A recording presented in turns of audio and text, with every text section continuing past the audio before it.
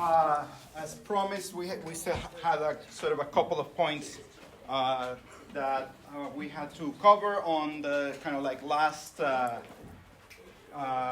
last slide, right, on sort of populism and López Obrador as a left-wing populist. We touched already on a number of things, you know, how he was elected with multi-class support, which is, you know, actually what happens with you know, populism, sometimes, of course, non-populist leaders. I mean, that's a feature, I would say, of you know, liberal democracies in general. But it's interesting because, you know, shortly after, you know, becoming president, actually, López Obrador started a very, you know, made an interesting, although not entirely surprising turn in his discourse against sort of the middle classes, right, in Mexico. I would say that it's mostly sort of discursive, right, and it's and that sort of includes also a kind of very antagonistic relationship with academia, also in Mexico, right? In the sort of charges against the middle class is that sort of the Mexican middle class is sort of aspirationist. I guess that would be the word. And it's you know, part of the kind of narrative discursive strategy to try to differentiate the people, right? Remember we talked about last class about this sort of nebulous category, right? The people from those who are not the people, right? Who do not belong in that category, right? And essentially it really means that in terms of the kind of like politics and the political project, it really means those who are with me and those who are against me, right? Who are critics or critical of my project. In order to kind of deliver or communicate this sort of discursive strategy, López Obrador has engaged in an extremely successful communication strategy, which is to hold press conferences. It's not exactly a press conference, but for the sake of brevity, you know, we can call them press conferences. You know, Monday through Friday, 7 a.m. to 9 a.m. He, you know, goes, you know, from the National Palace in Mexico City and answers, you know, questions from reporters. You know, he also has sometimes a kind of, you know, sort of agenda of things that he wants to address. Of those reporters in the room, of course, maybe 3/4 are people who are on some kind of payroll of the government. So it's not exactly it's for the most part a kind of friendly audience or friendly friendly set of reporters. But it's actually been, you know, pretty successful. The number of people who, according to different reports, the number of people who tune in on TV or through the internet, right, YouTube or something like that, to watch these press conferences has declined over the 5+ years that he's been president now. But it's still, nonetheless, I think it has worked for him. A feature, as I also mentioned last class, over the past couple of classes, of his presidency is this series of cash transfer programs in which the government in the, you know, the executive, right? The executive branch actually gives money, direct aid to different populations, the elderly, students, you know, people who are unemployed. And so this is a very interesting strategy. It's also very contentious politically because, you know, the opposition and critics in general charge or call this a form of clientelism, right? Because the way also these monies are distributed, right, often create a kind of obfuscation, right, where it's actually the president that is sort of giving you the money as opposed to the government and the state, right? So but you know, the end result of this is actually sort of successful on his, you know, as far as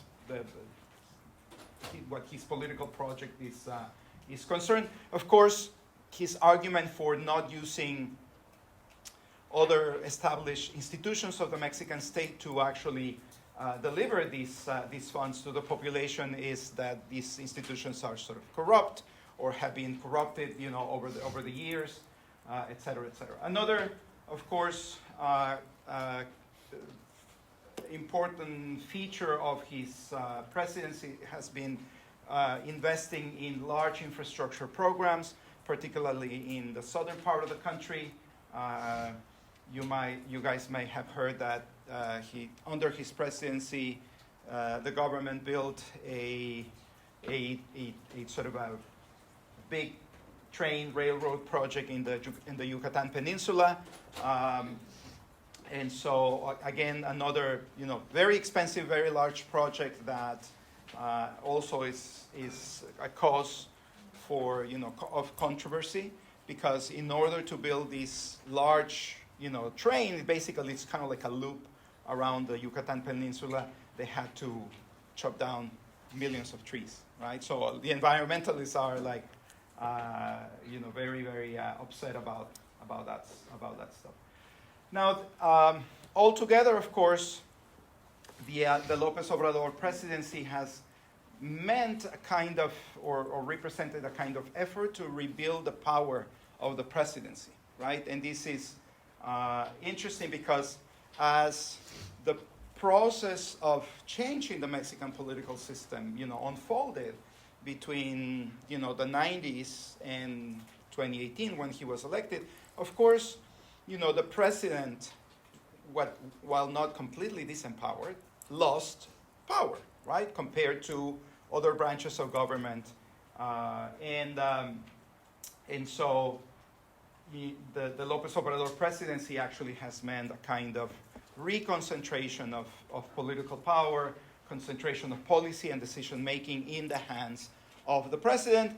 Once again, critics say it's not even the institution of the presidency, it's actually his own power, right? But again, this is also kind of, you know, part of the political debate.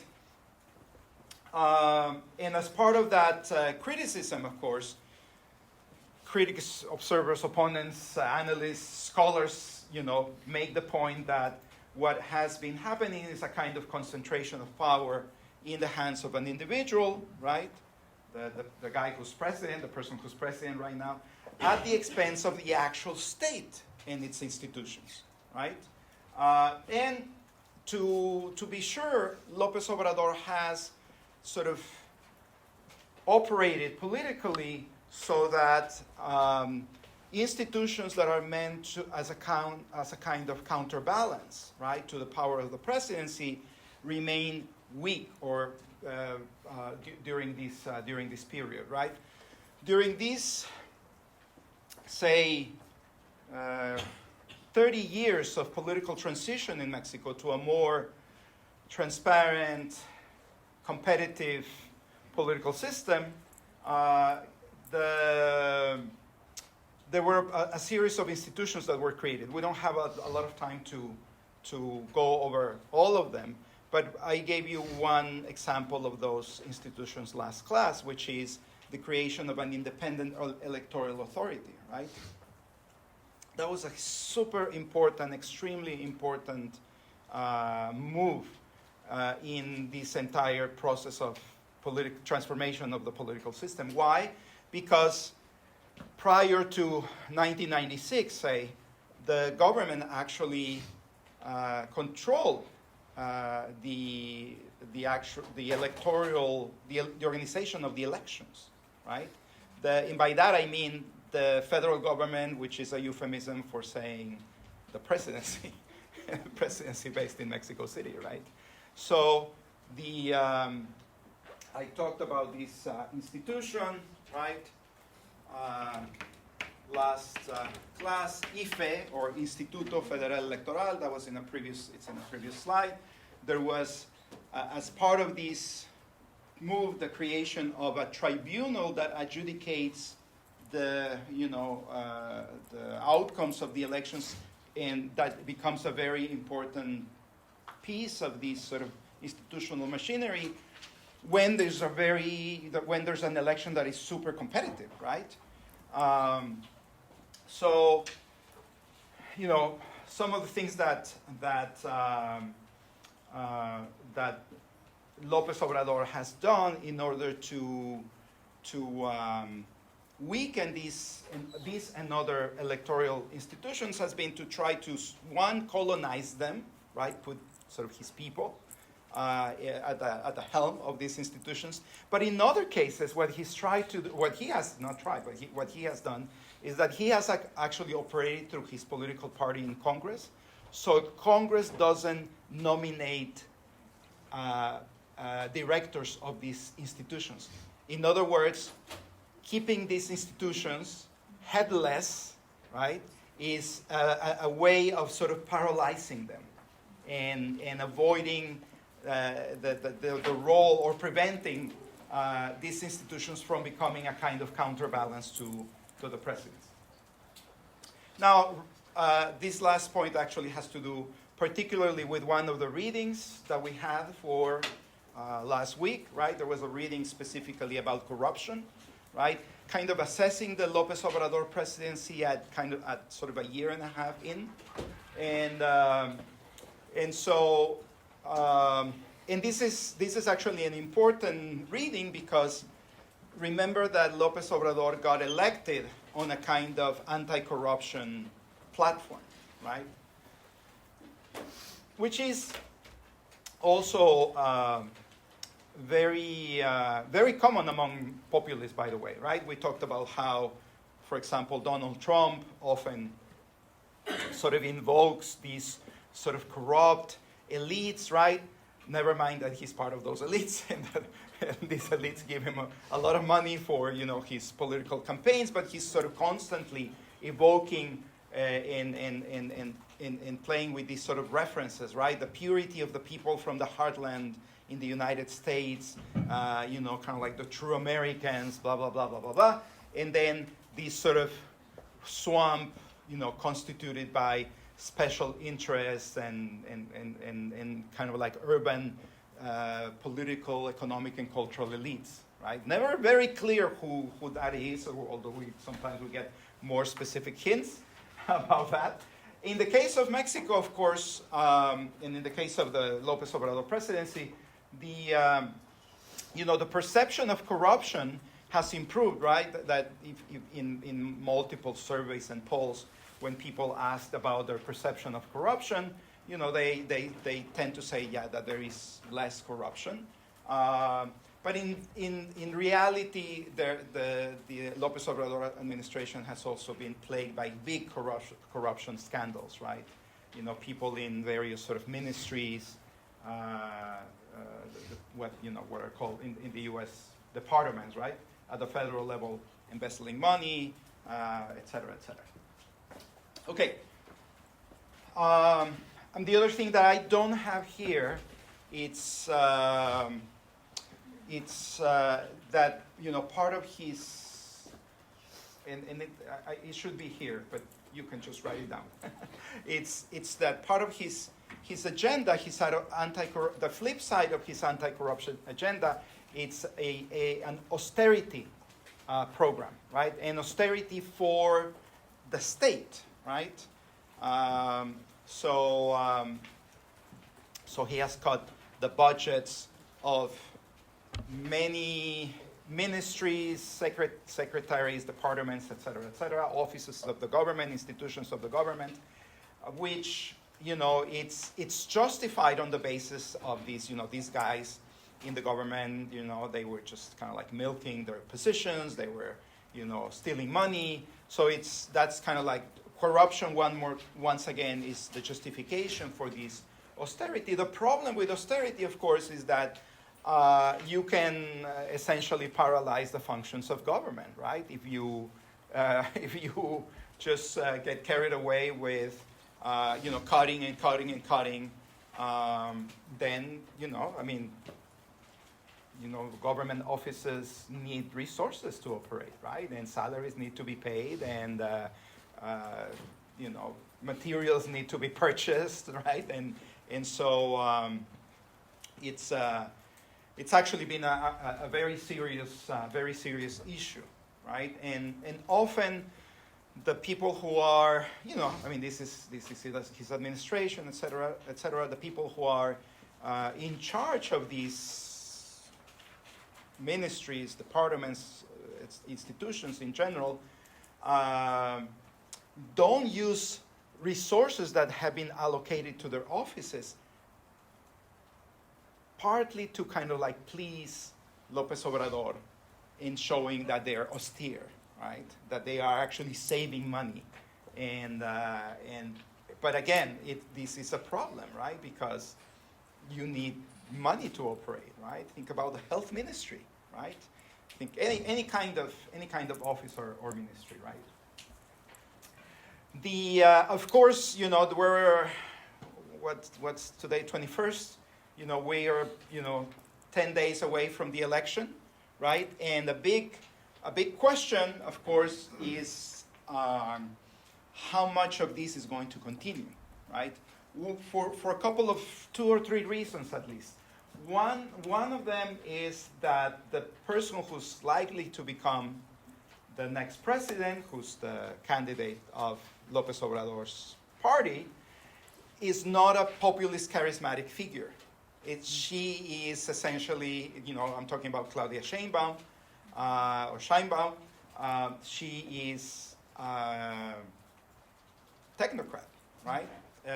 PhD from Berkeley, specialized in environmental issues, et cetera, right? So while considered sort of a candidate of the continuity or continuation of this program, she doesn't have the kind of connection to the people, right? Like the charismatic populist leader has, right? And so, of course, to some extent, this is typical of any election and electoral period. But given the influence, the sort of power that López Obrador accumulated, right, in his presidency, there are all sorts of questions of, how much will she be able to sort of to replicate, right, what has been happening in the last 5 years in Mexico now? Is she going to change direction, et cetera, et cetera? Any questions about this stuff, guys? Is it clear?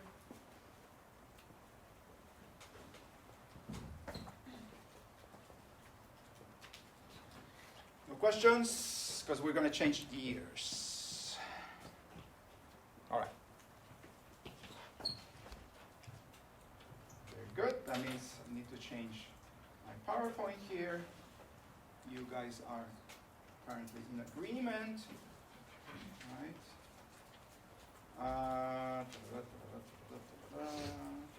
We are.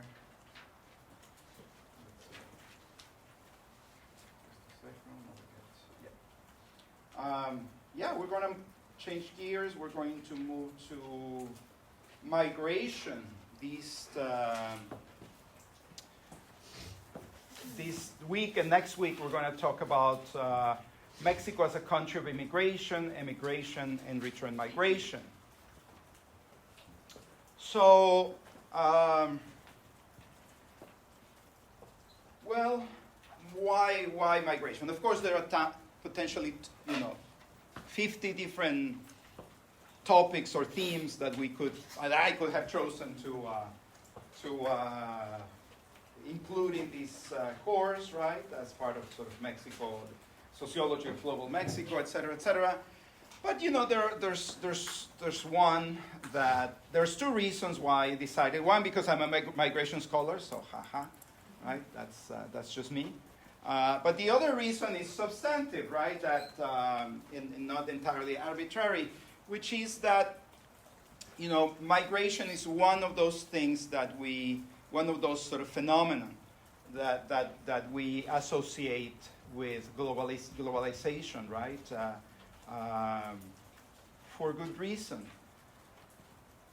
We often, every time somebody talks about globalization or discusses globalization, often uses migration as an example, right? As some kind of indicator that something is happening, right, with the world, right, with the global order, right? And sometimes this referencing of migration in connection with globalization is done for the wrong reasons in a way, right? I'm going to explain what I mean here. Often the migration is put in the same basket as the flow of financial capital or the flow of goods, right? As examples of globalization, right? Like, people say, well, we live in a globalized world, right? Global order, and commodities are flowing, are being traded and exchanged across borders. Money goes back and forth, through these sort of hubs of for financial transactions, right? Whether it's Hong Kong or Tokyo or London or New York or Frankfurt, et cetera, et cetera. Yes, but when we think about and when we mention migration, we're actually dealing with a different thing, right? We're dealing with human beings, right? With people. It's not the same. So I always give you the example, right? You can move, thousands, hypothetically millions of, cans of chiles, right? Cans of peppers across borders to the extent that there is demand and somebody supplying for that, right? For that good. And nobody would sort of blink, right? But when you're thinking about people moving across borders, something else comes into mind. As a whole set of different questions become relevant. So very quick primer on international migration, because by the way, what we're talking about here is not just any migration, right? Although all forms of human mobility and migration could be connected to globalization. I'm going to be focusing this week and next week on one kind of migration, which is what we call international migration. Okay, international migration. First of all, international migration is a socio-political phenomenon. It's not just a demographic or economic phenomenon. We often see migration through the lens of demography, right, population, and of course, there's reason for that. We often think about migration in connection with economic dynamics, right, supply and demand of labor, in one country, supply in another country. But what really differentiates international migration from other forms of migration, and particularly what we call internal or national or domestic migration or intranational migration, is, this very point, that when people migrate internationally, they are crossing international borders, right? And in doing so, they're moving between political jurisdictions, right? What does political jurisdictions mean in sort of very simplified terms? They're moving between nation states, right? They're moving between countries, right? Each country with its own government, with its own set of institutions, et cetera, right? Now, in the world of international migration, it's actually the states, right? National states or federal states, right? Or governments that determine who is let in, allowed in, and under what conditions, right? There's a lot of mobility across borders, right? There's tons of mobility. First of all, these days, right, for already a few decades, we have incredible mobility across borders connected with tourism, right? I mean, that's just absolutely huge, right? What people crossing borders to visit places, right? For sightseeing, to go to Disneyland, right? Or Universal Studios or whatever, right? So that's actually an interesting feature, right, of our sort of global economy, that there are millions of people literally on the move, right, who are crossing these borders, right, traveling through airports or other kinds of ports, right, land, seaports, et cetera, right, for sort of on a temporary basis, right? I'm spending a week, 2 weeks to sightseeing in some place, right? So, but it's actually the state that determines, right, the conditions. Some people are allowed in temporarily, like tourists, right? Guest workers, right? Think about people who come and do work in the United States or any other country on a temporary basis, right? They have a temporary contract, and they have a temporary visa, right? Once those two expire, they're supposed to go back to their country of origin. Some people move permanently, right? And this idea, of course, pay attention also to the fact that these temporalities sometimes are a little bit difficult to figure out, right? Because someone who comes in, say, as a guest worker, right, might change her or his mind and say, I like it a lot here. I'm not going back. I'm going to stay here, right? This place offers better conditions than my home country, right? Like it here. And I'm going to stay, right? And that person might have a chance to stay what we sort of call legally, right? But often, people who make such decisions have to or end up staying without authorization, right? Or on the part or from the state. Okay. Again, some people are allowed in sort of permanently, and these are the people that we generally call immigrants, right? States are also determine who is not allowed in and the reasons for that, right? And what is actually very important to know is that the reasons for these, right? The reasons for letting some people in and for not letting some people in, right? Are not arbitrary, or at least not entirely arbitrary, right? Or idiosyncratic. They respond to state interest, right? Of course, when we say the state, just to be clear, we're playing a little bit of a rhetorical trick, right? Because we're speaking of the state as if it was a person, right? The state is not a person, right? The state is an ensemble of institutions, right? And those institutions even sometimes contradict each other, right? It's not that they necessarily have a unified position. So think about once again about guest workers, right? The state allows guest workers, right? Creates special visa categories for guest workers. Because of what? What's the reason for that?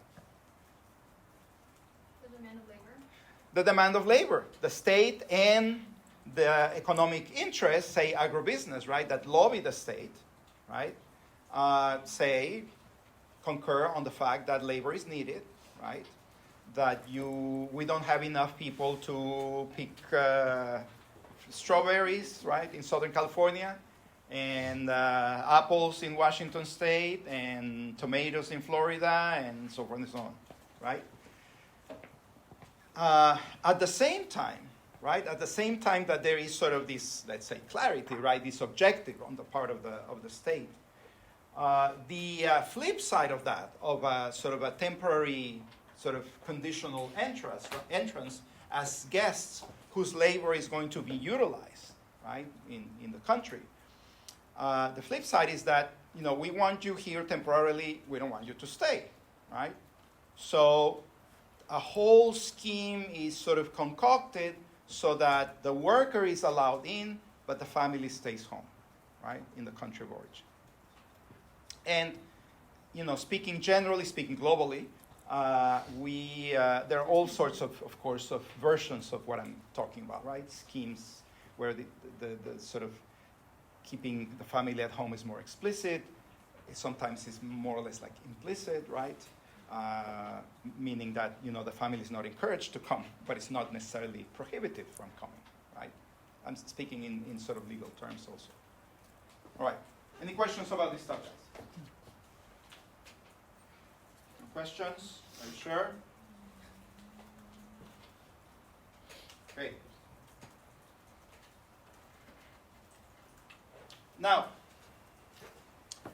continue with a primer on your primer on migration. If you have not taken 151 or 152, but I know that some of you in the room have, so this will be very, very familiar, right? Of course, international migration is the result of economic, political, or geopolitical dynamics, right? The disruptions and dislocations that these dynamics might produce, right? Including war, economic growth, demand for labor. We go back to our, you know, guest workers example. Political change, ethnic and religious persecution, climate change, you name it. There's many reasons why, you know, that may put people on the move, right?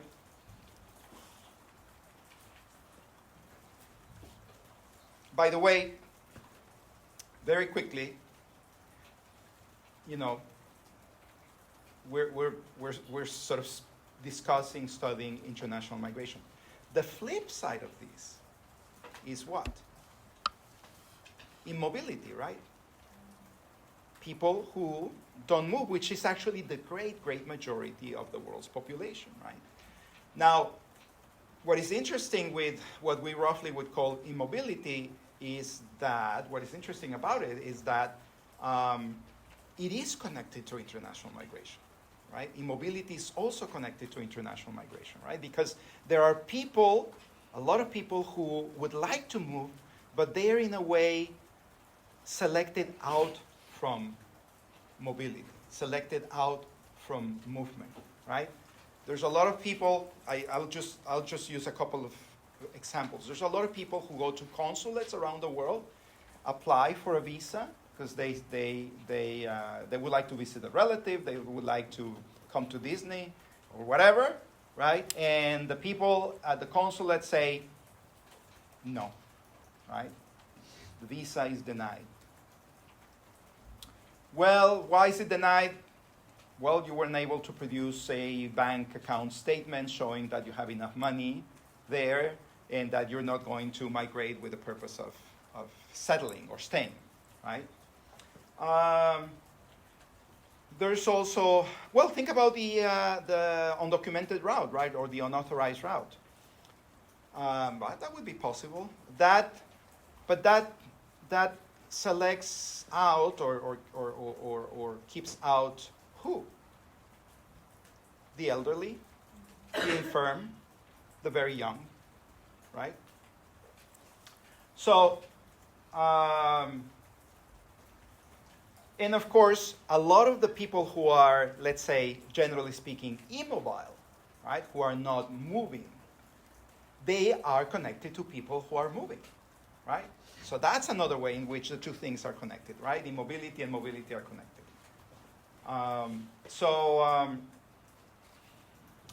Anyway, just an important footnote there for you to take into consideration, right? So these sort of dynamics, right? These sort of global dynamics are very much associated with international migration. In the last few years, decades, I would say there's, of course, a growing interest on the impact of climate change on migration, right? We are, I think,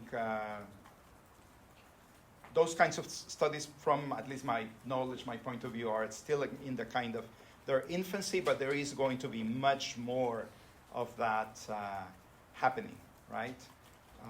Especially because climate change is producing, all these sort of fluctuations in sort of weather, temperature, rise in sea levels. So a lot of, coastal populations are going to be moving necessarily, right, in the decades, certainly centuries to come.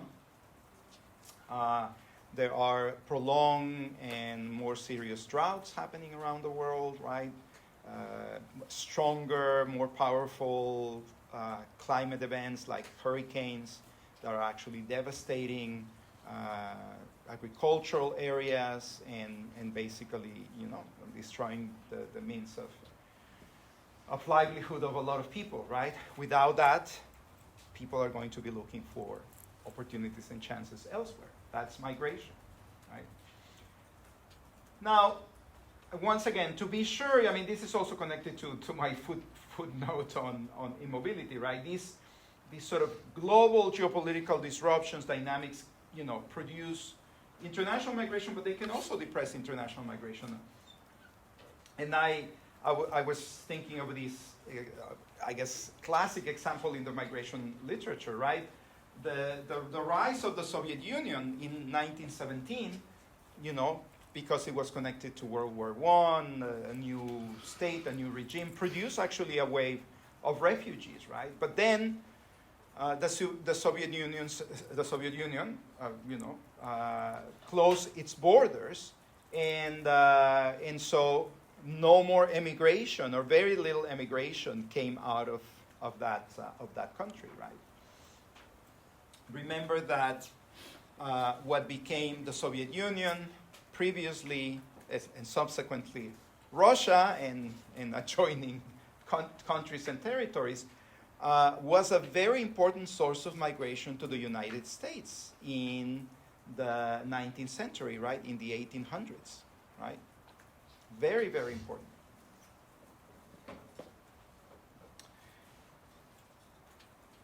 Anyway, I've covered this point.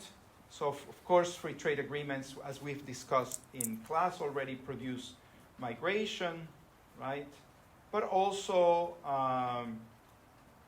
interestingly enough, the relocation of production facilities, right? We talked about that last class, thanks to free trade agreements and so forth and so on, may also be reducing the need for labor migrants. You don't bring the people, you take the machinery to where the people is, right? And what more important, it's not just a question of demographic surplus or population surplus, it's a question about the cost, right? So you don't just take the machinery to populous places, but actually to places where the cost of labor is low. So,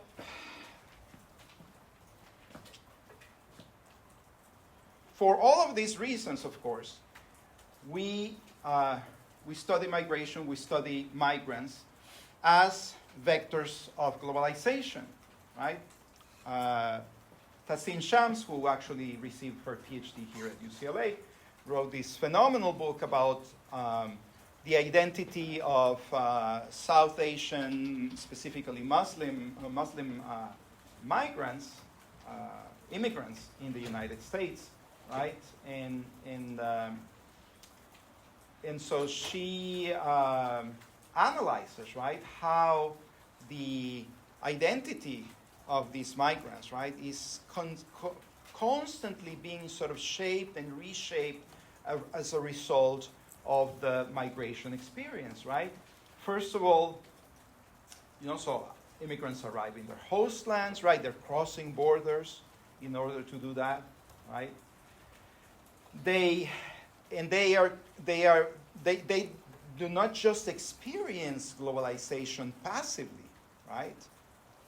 But they actually are producers of globalization, right? Because they are bringing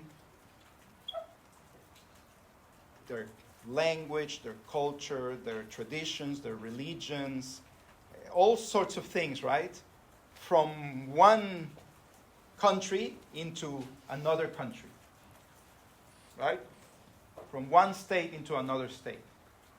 They interact with other immigrants, they interact with local native groups, right, with sort of long-term resident citizens of the country of destination.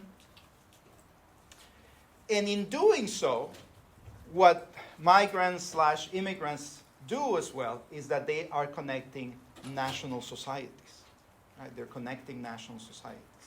All of these interactions, all of these experiences, right, produce connections, right? So it's not only the big transnational corporations that are connecting national markets, globalizing markets, et cetera, et cetera, et cetera, but actually people, right? People through migration have that power of producing connectivity, right? The other thing that is very important here is not completely spelled out in this very, very nice quote, is that when people leave their country, right?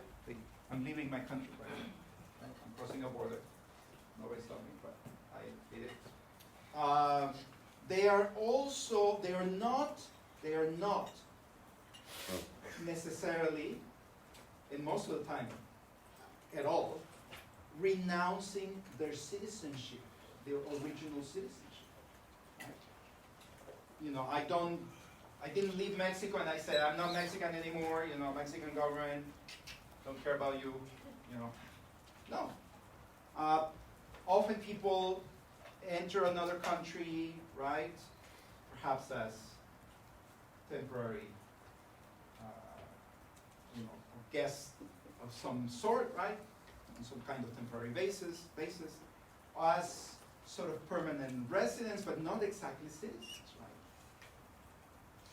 And so, with the sort of walking with this hypothetical migrant, right?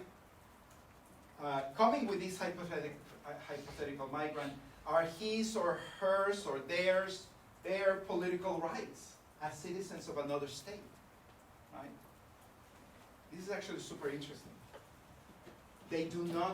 Most people do not renounce or quit their citizenship rights, which are political rights in another state.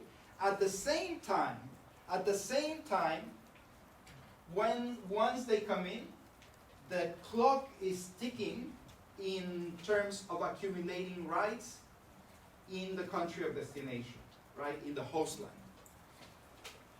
So people have interests in, it's another way of saying that people have roots, right, connections in more than one polity, right, in more than one country, in more than one state. This is very, very important because this is something that is actually recognized by the states or the governments themselves. And it's actually enshrined, institutionalized in a series of agreements that countries are, signatories on, right? They're parties of these agreements. I think we have mentioned, or at least in one of the readings, somewhere in there, we have some references to the Vienna Convention, right? Which is a convention that, basically all states are in the world are, part of, and that allows states to have embassies and consulates, right? Diplomatic representations. Those diplomatic representations are considered the territory, an extension of the territory. It's, think about what that means. It's a little crazy, but it is real, right? Now, Mexico has an extension of its territory, not only in Washington, D.C., but also in L.A. and San Santa Ana and Oxnard and wherever there is a Mexican consulate. By the way, Mexico is the country with most consulates in the United States. Right? There's about 50, 51, 52 consulates. Why? Because there's a huge Mexican population in the United States, right? And the Mexican state, the Mexican government, when they saw those folks leave, regardless of the condition, did not abdicate on them, let's say, right? Part of its commitment as a state is to continue advocating or protecting the rights of that population abroad. Okay? Any questions? Raise your hand if you have any questions. So migration produces what some scholars, actually you guys took, I think some of you took a course with Roger Waldinger, my colleague Roger Waldinger, who developed this in SOSH 151, perhaps, where he develops this kind of like term to capture what I just described. He calls this phenomenon intersocietal convergence, right? Like there's like these societies that because of migration, right, they kind of like come together, right? And that is through this system of consulates, et cetera, but that convergence is actually embodied in the migrants themselves, right? This is very interesting because if you look, I think I mentioned this in this class. If you look at a map, right, a map of the world, how are the maps of the world sort of constructed? How are they sort of drawn? What is the kind of abstraction that a map of the world, a map of the nation states, forces us or invites us to kind of like engage in?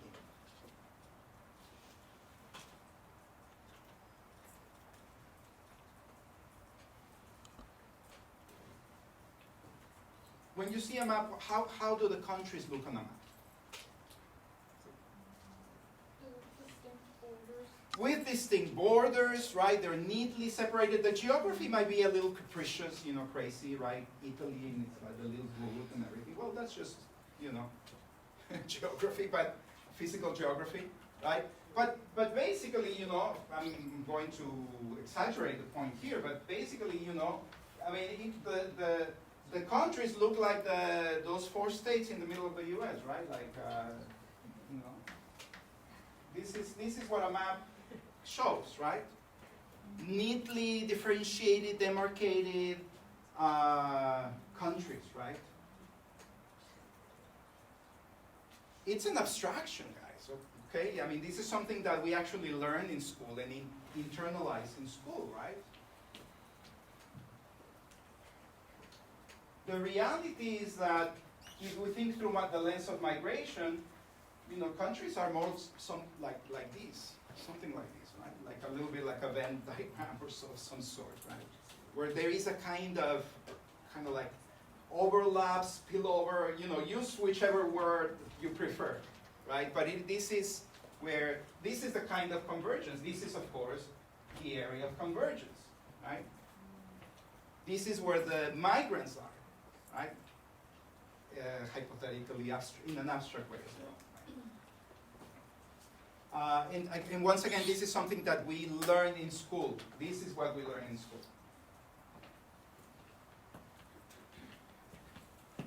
Preschool children don't think about the world that way, by the way. Why? Because they haven't been to school, they have not been socialized into, right? This is a border. In the north of this border, the United States, and then the other border, Canada, and then south of this line, then Mexico, and then Guatemala. Children, preschool age, see the world, see the people, see the people's creations and cultural artifacts, and actually they intuitively, at least, realize that the world is more like this, or even that the world is more like a stack of pancakes or tortillas, right? Whichever your cultural preference. Mine is tortillas, of course. It's up to you. That is that, right? Countries are more like something like stacked, right, with each other. Or that maybe there's something like this, or maybe there is, right, something like this that is kind of like embedded, right? That's very interesting. There's a whole, there's people who study this stuff, like geographers who study, for example, how children conceptualize space, right? Geographic space, etc., etc. But that's not the topic of this class, unfortunately. Before I continue, questions? Questions about this stuff.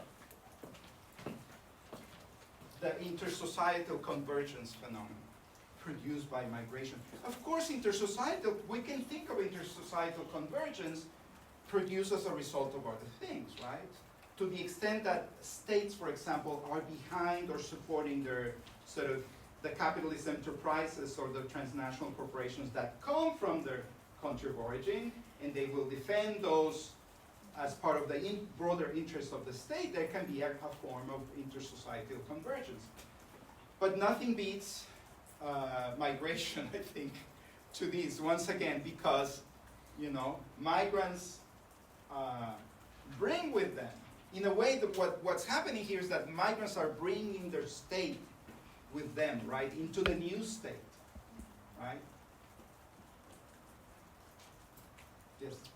So can we use this framework at large, so it doesn't really have to pertain to just like border states, or it doesn't have to really pertain to like the Sunshine Belt, for example, the United States. It's like the entire country at large. Yeah, of course. Yeah, I mean, what is, yeah, so in that sense, yeah, the migrant doesn't have to be, let's talk about hypothetical Mexican migrant, right? They're coming from next door, right? The country next to the United States. They don't have to settle in Arizona or California or New Mexico for this to work. They can be as far as Alaska or New York, or I don't know if that's what you meant, Mark, but it doesn't matter where they settle, because it is, once again, those political rights, right? And then, I'm getting a little bit carried away with this because this is not the main topic of the lecture today, but then the other thing that happens, of course, is that this also produces tension, right? Why? Because the country of destination, say the United States, works to assimilate, integrate, turning those migrants from foreigners into nationals, right? Americans. At the same time, Mexico, to continue with our hypothetical example, doesn't want to let these people go, right? Why? Well, among other, for a variety of reasons. Among those reasons, just the very fact that those migrants send money back to Mexico, right? So these migrants, in addition to having some kind of symbolic, political value, they have an economic value for the country of origin, right? So the Mexican state, the Mexican government continues to not just protect through its consular system, or offer a measure of protection, but also continues to court these migrants, right? To tell them, you're part of the Mexican nation, right? We love you, and we want to keep that umbilical cord, right, between you and the motherland or the fatherland, whichever is your gender preference here. And so, what does the Mexican government do, or the Mexican state? That's a much more appropriate term. For example, it grants the right to vote to these people who are outside of the polling, right?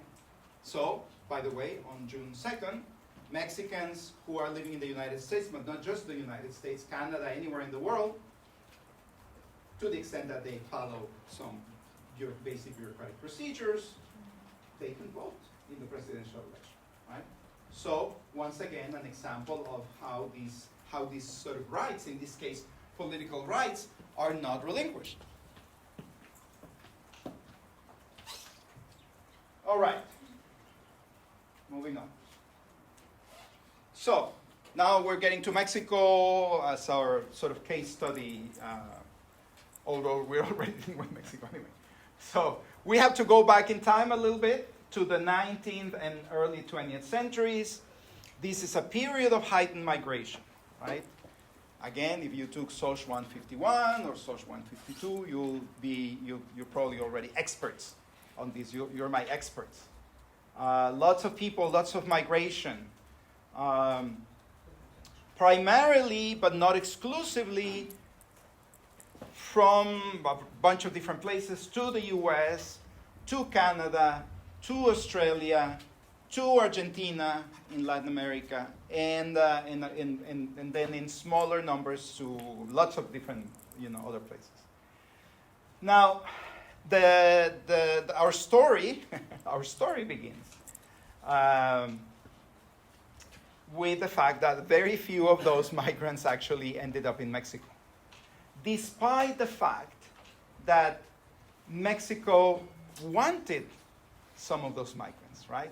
The Mexican political and economic elites, particularly in the last or the second half of the 19th century, the last 25, 30 years, were looking at the United States and at other parts of the world.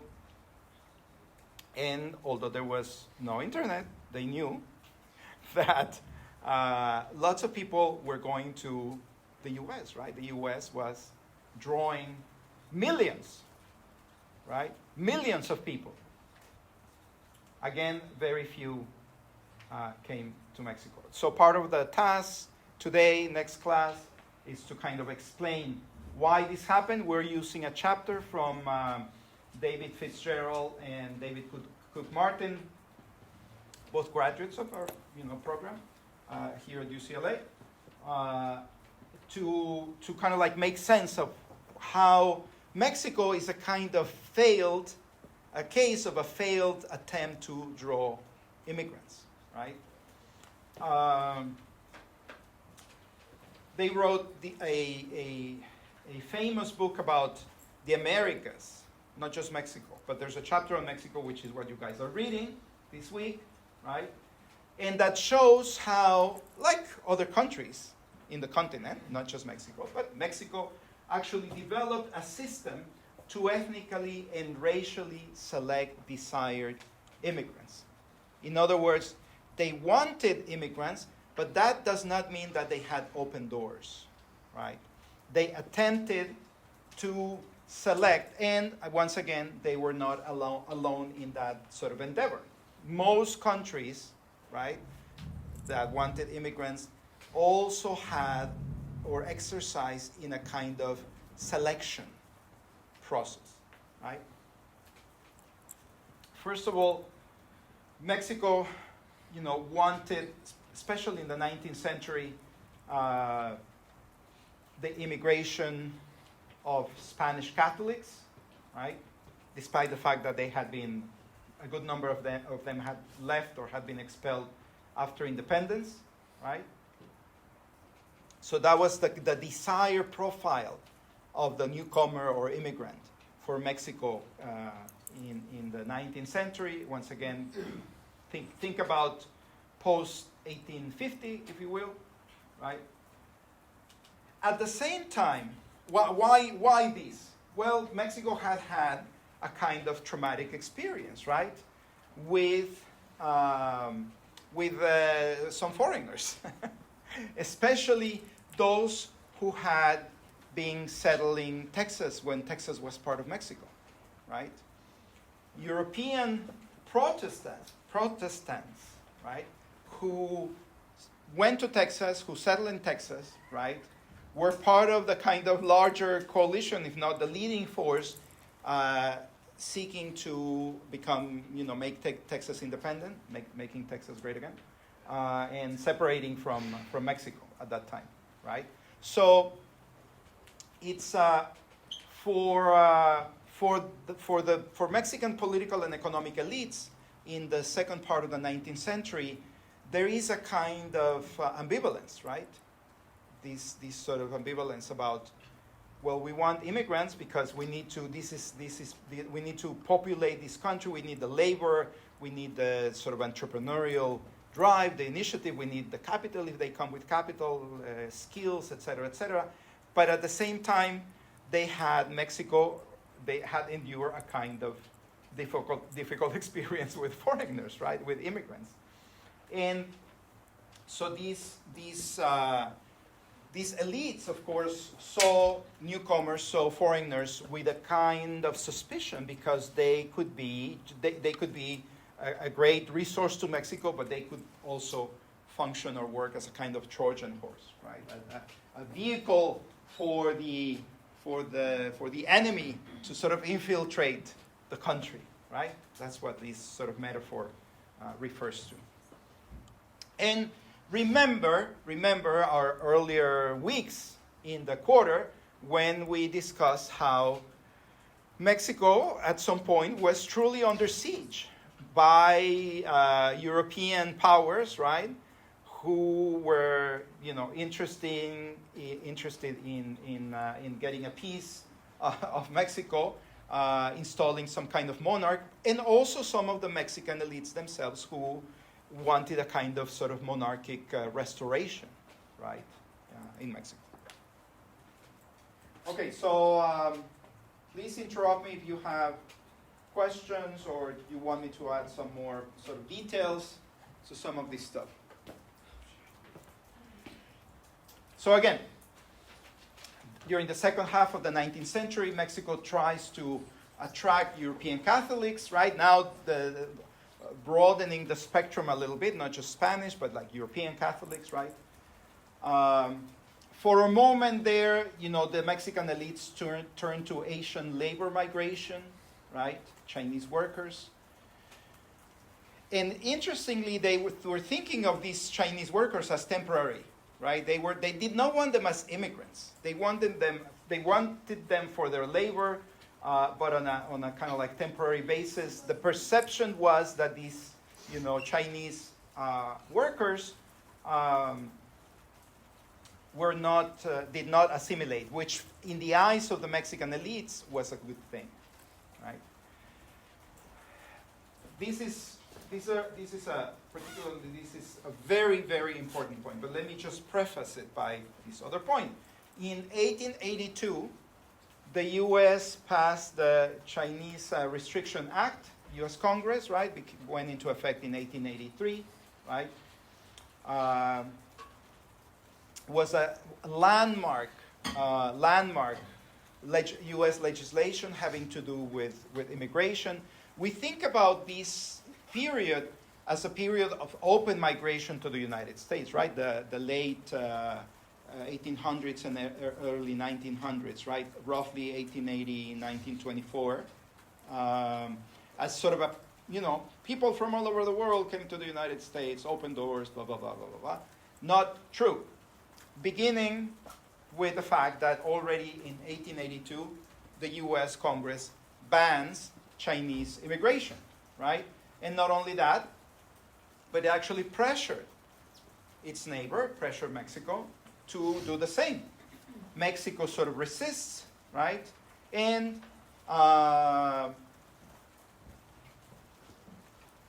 Chinese immigration kind of like gets deflected to Mexico, right? Small numbers, and some Chinese migrants arrive in Mexico, but then they continue moving to the United States. So spend some time in Mexico and then find a way of getting into the United States. By the way, this is the moment when the smuggling industry is born. This is also very interesting, right? Because undocumented migration across the U.S.-Mexico border did not begin with Mexicans. Mexicans in this period could cross freely back and forth into the United States. That doesn't mean that Mexicans were seen or desired as immigrants, but there was essentially something that approximates free movement across the U.S.-Mexico border for Mexicans. But the U.S. did not want Chinese immigrants. Many Chinese immigrants, once this ban is in effect, they land in Mexico, they arrive in Mexico, and then they were, this is the beginning of that sort of coyote industry, right? Where you have smugglers passing people, crossing people across the border, people who were not allowed legally, right? So this is actually a very interesting example of this very key point of the lecture today, which is that, and this is, also the point sort of goes back to one of John Tutino's points very early in the course, week 1 or 2, about how, when Mexico became independent, of course, it cut ties with Spain, right, with the Spanish Empire, the Spanish crown, but almost immediately had to contend with a rising power to the north, right, the United States. And this is a prime example of how, in the realm of migration, a lot of the restrictions and bans that the U.S. Implemented, starting in the late 1800s, continuing on to the early 1900s, actually deflected migrants that ended up in Mexico, right?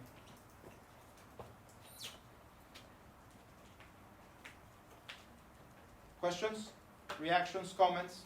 All clear? Very good.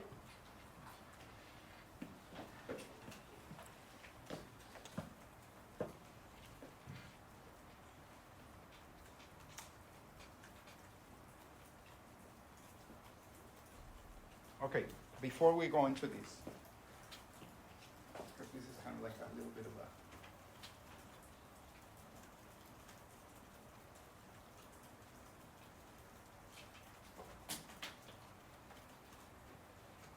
Okay, let me take a moment here. Any questions about any stuff that I said today? Anything about the kind of like the ABC of migration, of international migration, our migration primer? Why people migrate, how migration is connected to globalization, how globalization produces disruptions that put people on the move, but also produces, or at least the system of states, right, also powerfully intervenes to actually keep people in place, right, more or less immobile, right? It's migration related to gentrification, just because I've seen videos about a lot of U.S. Immigrants to Mexico, and I've seen a lot of conflicts and how they do not like or approve certain ways of how Mexico or I guess the dynamic is in Mexico. So I've seen a lot of videos about that. Yeah, this is a very interesting, relatively recent phenomenon, right? I'm sure most of you here are aware that, I mean, for some time there's been not a huge, but a sizable sort of retiree migration to Mexico, right? From, Americans, Canadians, people who, kind of like retire, they want to go to a place where the cost of living is, lower, cheaper, and where they can rent or buy a house, living on a retiree's income, which often is not the same as when the person was active. But, in the last few years, and this is something that I think got accelerated with the pandemic, with people being able to or allowed to work remotely, people have, a lot of younger folks have actually moved from the U.S. and other parts of the world, not just the U.S., to places like, Mexico City, bringing their, hard currency ready to rent or buy property. And that, has created something, a kind of gentrification, right? In the sense that it has produced sort of inflation. This is something, of course, that of which a phenomenon that has taken different forms. This is not the only form, although there's a lot about Mexico City these days. Before Mexico City, you probably heard about Barcelona becoming a kind of victim of its own success, right? The Catalan economic and political elites pitching Barcelona as a destination for tourism, right? And so, yeah, super successful. What did it produce? A lot of people, buying apartments in Barcelona so they could turn them into Airbnbs and rent them to tourists, right? What's the effect of that? Well, you increase the price of housing, right? Both rental and own, owner-occupied housing, and you, but you also take units out of the market because you're turning them into rentals, right, for tourists, and so something like that is happening in sort of Mexico City. It's an interesting phenomenon, right? Because it's one of these things where it's sort of desire, but it also has these kind of unintended consequences. Absolutely, yeah. That's an interesting. It's an interesting thing. So, there's a question about.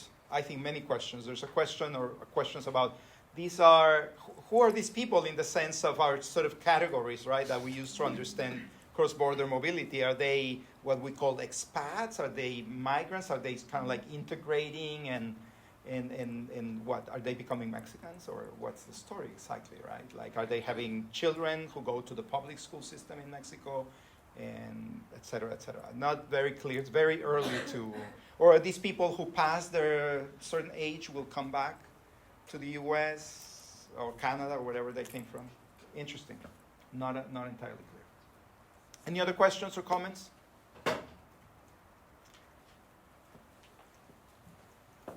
Anything except criticism to my drawings? No, they're very sophisticated and you're not used to that? But, okay. Intersocietal convergence, is that concept clear? Is that clear? I want to make sure that it's clear. Okay? Intersocietal convergence. Makes a perfect convoluted name for asking you a question in the exam. Thank you. See you next class.